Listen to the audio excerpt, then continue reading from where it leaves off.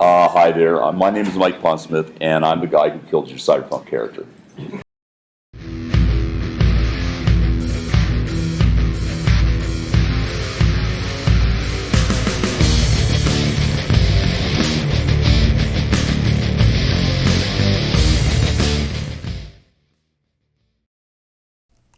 Welcome to my YouTube, ladies and gentlemen. I am your host, the Mighty Bjorn, and today's video is a Bjorn's Mighty Thoughts video. Going to be talking a bit here about Cyberpunk, and mostly at the core of the video is, what is Cyberpunk? That's today's subject, and the reason I'm talking about today's subject is because I've been setting up a pen and paper role-playing campaign that is actually Cyberpunk, and I've been doing a lot of research on different types of cyberpunk and essentially trying to get a really good grasp at the core of what is cyberpunk. And there's a lot of YouTubers out there, folks, that have tried to capture this very subject. And don't get me wrong, a lot of them have parts of what is cyberpunk right. But honestly, an overwhelming majority of them are. And were they wrong? See, the problem is while a lot of them are catching glimpses and little bits of what is cyberpunk, they're not grasping the full scope of what is cyberpunk. So let's just start with the basics. Cyberpunk is a subgenre of science fiction. We're just going to start with the very basic bare bones here. Cyberpunk itself has kind of like a high-tech, low-life scenario, if you will, where you have cybernetics, self-driving cars, flying cars, lasers, all kinds of crazy technology like that. But then essentially you have people living like hobos. You have people living like they're literally people that are homeless, people that are dying at early ages due to various different things. You'll literally have to go grocery shopping with an AR-15, stuff of that nature. Now, that being said, a lot of YouTubers have been pointing out as Blade Runner and its noir style as cyberpunk. And don't get me wrong, Blade Runner does have a film noir style. But that being said, it's a cyberpunk universe being told, or if you will, a cyberpunk story being told with a film noir style.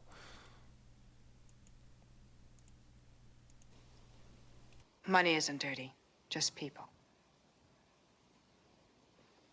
How's he getting in touch with you? He'd be crazy to try, and you know it. Why? It was just a lucky break that we got a line on you. He probably figures you're clear. Maybe he will try. I suppose my phone's tapped. What happens to Harry if he's caught? He killed a man.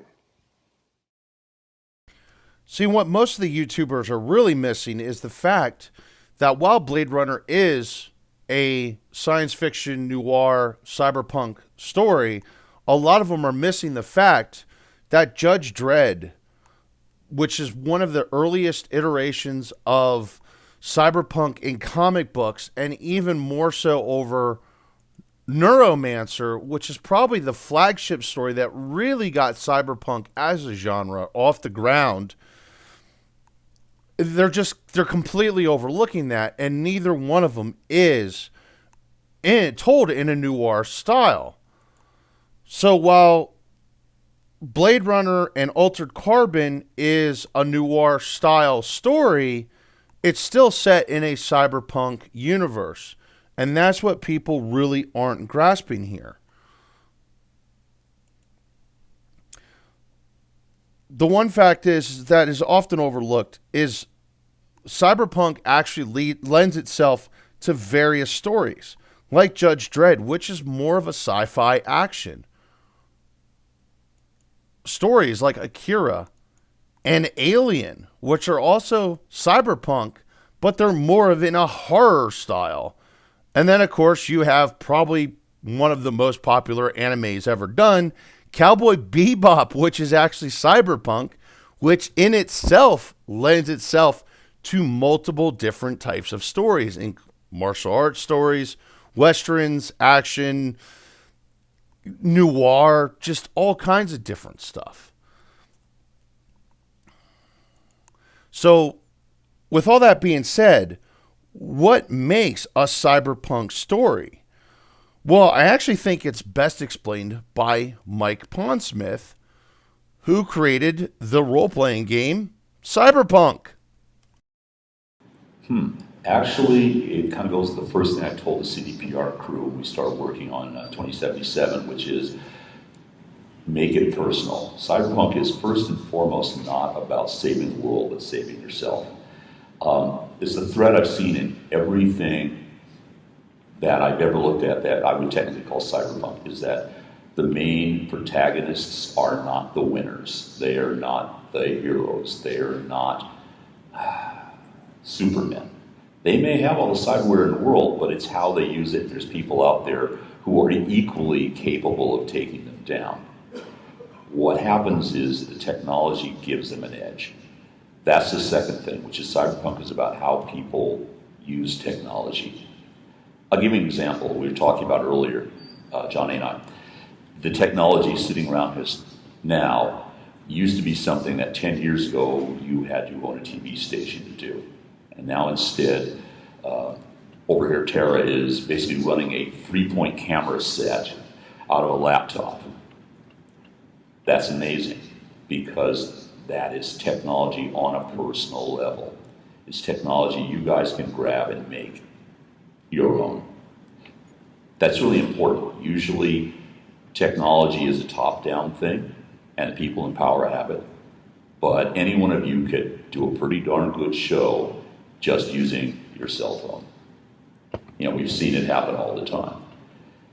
So if you combine that with the personal, you combine it with making your own world a better place. You've got two of the big key elements right there.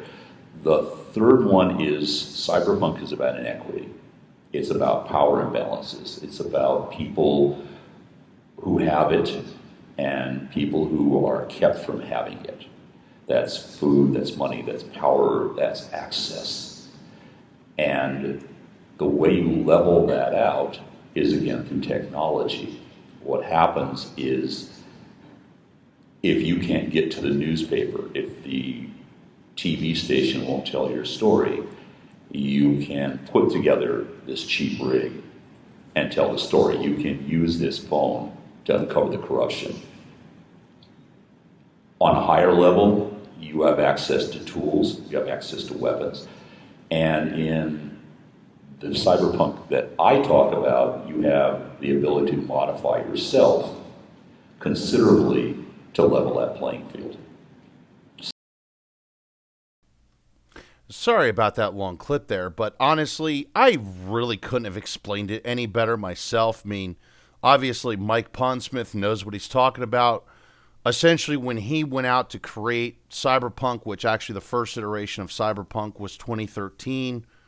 That's not the year. That's actually, it was like 1985 or something like that when he created it. 1986. It was set in 2013, and essentially his goal was to create a game, pen and paper role-playing game that you could do any form of cyberpunk with, tell any type of cyberpunk story, etc. Now, the next thing I've seen there is a lot of people say that actually cyberpunk as a subgenre has actually become irrelevant. And I would actually completely argue differently, considering we're more connected to our technology than we've ever been connected before. I mean, I know people that can't put down their fucking cell phone for more than 10 seconds. Let alone now we're talking about neurochips, and we have concepts for neurochips that can go into that we can have installed into our brain. Like what? We have literally, we can replace limbs with 3D printed limbs now. I mean, crazy, just crazy stuff. You know, that kind of stuff used to be something that you'd have to wait for. It would take time to get. And now we can literally create them in a few hours on a 3D printer. We have self-driving cars, folks. And then we have factories, fully automated factories that run themselves. And I know because I build the machinery for these kinds of factories. This is one of those things that I know really well. We currently live in a war, or a world, a war. Well, Ukraine war. We currently live in a world led by corrupt politicians and literally very powerful businessmen. Look at Bill Gates. I mean, he can practically run a small country himself. Then, of course, we have the media telling us what we should and shouldn't believe in, even if our senses tell us different. And there's some people out there that believe in the different media outlets as a religion and treat politics as a religion. So I would actually argue that every day our world becomes more and more like Cyberpunk. And honestly, folks, one thing I have to say is just like 1984, we might want to consider these Cyberpunk stories that are out there as a warning.